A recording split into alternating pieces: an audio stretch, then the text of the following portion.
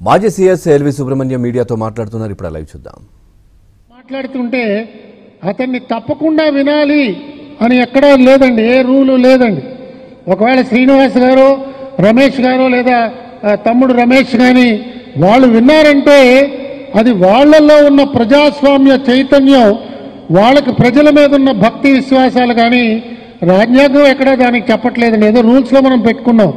కాబట్టి చెప్పొచ్చేది ఒక 5 సంవత్సరాలు ప్రజాస్వామ్యబద్ధమైన ప్రభుత్వం మనం ఎన్నుకున్న తర్వాత మన హక్కు ఆ 25 నిమిషాలు మాత్రమే.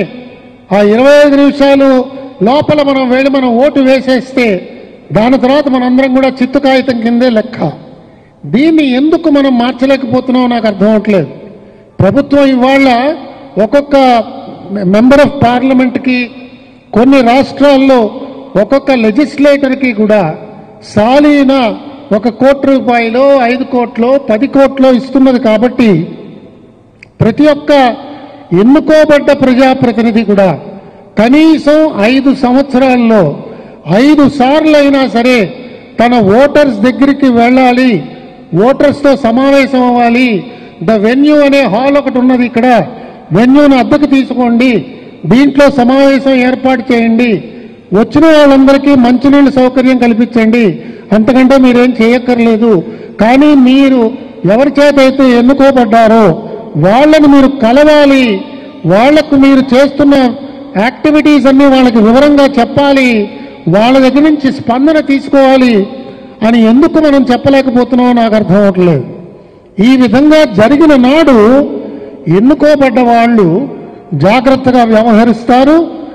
ఎన్నికల్లో నించునే వాళ్ళు నేను ఇది చెయ్యగలనా, నాకుందా అలాంటి ఓపిక, నేను అలా మాట్లాడగలిగే సామర్థ్యం నాలో ఉన్నదా, ఎదుర్కొనే ధైర్యం నాలో ఉన్నదా, దాచుకోకుండా వ్యవహరించే శైలి నాది ఉన్నదా అని ఒకళ్ళకొకళ్ళు అందరూ ఆలోచన చేసుకుంటారు. ఇవాళ అలాగ లేదు. కాబట్టి వీళ్ళందరినీ చూసి చదువుకున్న వాళ్ళు, మనలాంటి వాళ్ళందరూ కూడా ఈ ఎన్నికలకు వెళ్ళి నేను ఓటు వేస్తే ఏమిటి, ఓటు వేయకపోతే ఏమిటి, దీనికి ఏ రకమైన దీనివల్ల తేడా వస్తుంది, దీన్ని ఎవరు కూడా పరిగణలోకి తీసుకోవట్లేదు. కాబట్టి ఓటింగ్ నుంచే మనం తప్పుకుని ఆ 3 రోజులు ఎవరు ఉండరు కదా అని చెప్పి ఆ సమయంలోనే తిరుమల యాత్ర పెట్టుకునేవాడొకడు, శ్రీశైల యాత్ర పెట్టుకునేవాడొకడు, అయోధ్యకి వెళ్ళి రామమందిరం చూద్దాం అనుకునేవాడొకడు, అత్తగారింటికి వెళ్ళి భోజనం చేసుకుందామని అనుకునేవాడొకడు. ఈ విధంగా ఆలోచనలు చేసుకుని అది ఒకవేళ దురదృష్టవశాత్తు ఆదివారం నాడో శనివారం నాడో కనుక పోల్ హాలిడే వస్తే వరుస పెట్టి 3 రోజులు సెలవులు వచ్చాయని చెప్పి హాయిగా 3 రోజుల సెలవులకి వెళ్ళిపోతున్నారు.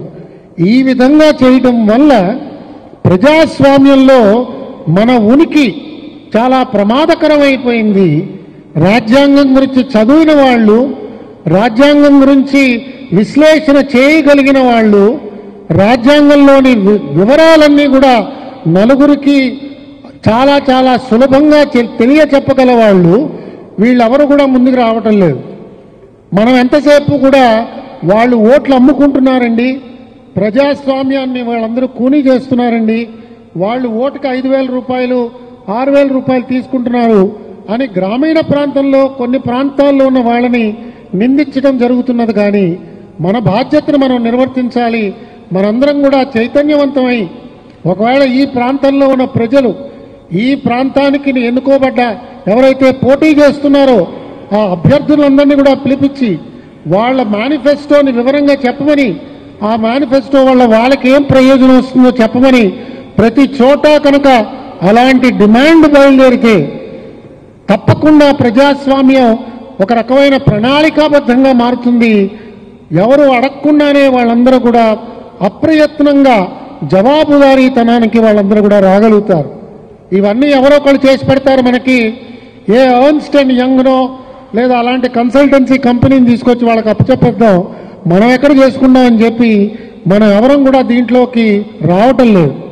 అందుకని ఇవాళ ఈ సమావేశంలో మిమ్మల్ని అందరినీ కూడా మేము అభ్యర్థించేది ఏమిటంటే, మీ సొంత వ్యాపారంలో కానీ, మీకున్న పలుకుబడితో కానీ, మీకున్న సంబంధాలతో కానీ దయచేసి రాష్ట్ర వ్యాప్తంగా మనం ప్రతి పట్టణ ప్రాంతానికి వెళ్ళి వీలైనన్ని చోట్ల మనందరం కూడా ఇలాంటి సమావేశాలు ఏర్పాటు చేసి కొన్ని బిల్ బోర్డ్స్ అన్ని చేతుల్లో పెట్టుకుని మనందరం కూడా ప్రజాబాట ప్రకారంగా నడిచి చైతన్యవంతుల్ని చేసి అందరినీ కూడా ఓటింగ్కి మనం ఆహ్వానించి అందరి చేత ప్రజాస్వామ్యంలో కనుక వారిని చైతన్యవంతమైన ఒక పాత్ర వారికి ఉన్నది అని గుర్తు చేయగలిగితే తప్పకుండా మనం ఏర్పాటు చేసుకున్న ప్రజా చైతన్యం రాబో రోజుల్లో ఒక గొప్ప ఉప్పెనలాగా మారి అందరిలో కూడా మార్పుకి ఈ నాంది కింద మారుతుందని చెప్పి మనందరం కూడా నమ్మాలి.